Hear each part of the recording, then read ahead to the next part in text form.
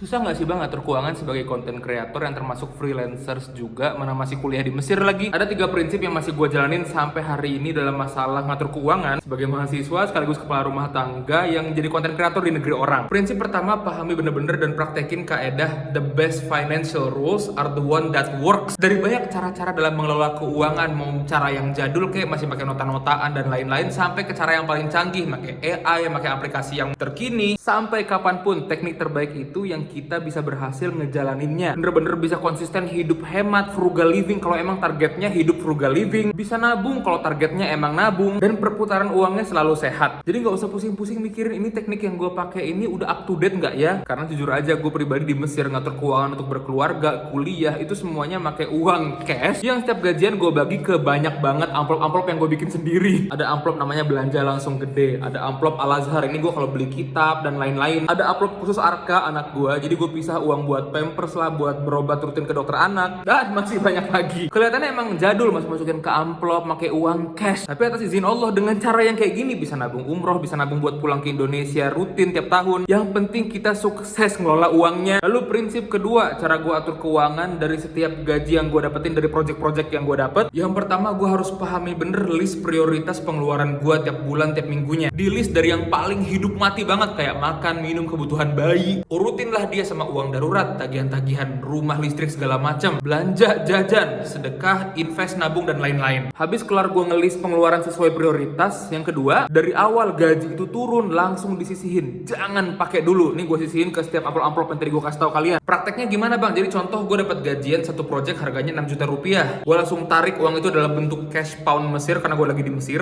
Gue masukin lah ke setiap amplop kebutuhan yang beda-beda. Gak boleh sama sekali jajan, jalan-jalan, beli barang sebelum semua amplop itu udah diisi, dan amplopnya itu gue isi sesuai list prioritas tadi ya. Bahkan buat jalan-jalan pun gue bikin amplop sendiri, dan gak selalu amplop ini keisi. Kalau ada sisa baru dah gue isi amplop ini. Prinsip terakhir, kalau lu udah jalanin berbulan-bulan, bertahun-tahun bahkan teknik keuangan yang lu pakai, jangan lupa tiap minggu, tiap bulan lu tracking terus pengeluaran lu. Sehat gak perputaran uangnya? Boros gak? Berhasil gak ngecapai target-target lu yang katanya mau nabung umroh lah, mau investasi? Gue dan istri setiap bulan sejak awal nikah di tahun lalu, kami berdua selalu nentuin bareng-bareng waktu khusus untuk ngerekap sama-sama keuangan keluarga kami. Dan biasanya waktunya itu sebelum tidur. Jadi bareng-bareng tuh kita merenung, apa yang salah di bulan ini supaya bulan depan lebih baik. Nah, gue kan masih ngebahas seputar tracking keuangan ya. Ada poin tambahan, yaitu gue nggak pernah skip beberapa bulan sekali konsultasi ke teman-teman, senior, bahkan ayah gue sendiri yang mereka lebih pakar dan berpengalaman bertahun-tahun lebih soal keuangan, untuk mastiin lagi dan mastiin terus kalau cara yang gue pakai ini udah bener dan baik untuk diterusin. Supaya gue tahu juga di bulan-bulan yang lalu ada kesalahan apa yang harus gue koreksi. Bahasanya lebih ke coaching ya. Konsultasi yang sering kayak gini mempersedikit kesempatan kita untuk gagal, karena kita belajarnya dari orang-orang yang emang pakar di bidangnya. Tiap gue ada target-target nabung baru, misal tahun ini pengen nabung buat umroh sekeluarga, gue konsul dulu, nih keuangan gue udah bener gak sih kalau gue pengen nabung umroh, apa ada yang harus gue tinggalkan atau ada cara baru yang harus gue pakai. Bahkan sebelum nikah pun gue nabung nikah itu konsul ke mereka dulu. Lewat ikhtiar ini atas izin Allah banyak banget target-target yang tercapai karena konsisten dari program yang gue terapin, dan karena kami juga terus belajar dan gak lupa untuk selalu ngebuang jauh-jauh rasa kalau program yang dijalanin udah sempurna dan gak perlu ada perkembangan lagi. Dan dari mereka juga, ayah gue sendiri, senior gue, teman-teman gue yang pakar keuangan, gue belajar bener-bener dari mereka cara hidup dengan penghasilan yang non stabil. Kan freelancer ini kan nggak pasti, kita kerja tergantung project. Tapi gimana dengan penghasilan yang nggak pasti ini bisa tetap nyisihin untuk uang darurat, nyisihin juga untuk investasi yang halal dan bebas dari koror dan riba, dan masih banyak lagi. Oh ya, buat teman-teman yang pengen mulai belajar investasi, bisa mulai investasiin uang kalian di Shafiq.id. Shafiq.id ini platform investasi syariah yang udah berizin dan diawasi OJK. Shafiq.id ini anti gaib alias goror, zolim, dan riba. Update terus seputar info keuangan dan investasi syariah di @shafiq.id. Dan jangan lupa kalau pengen investasi, invest di Shafiq.id.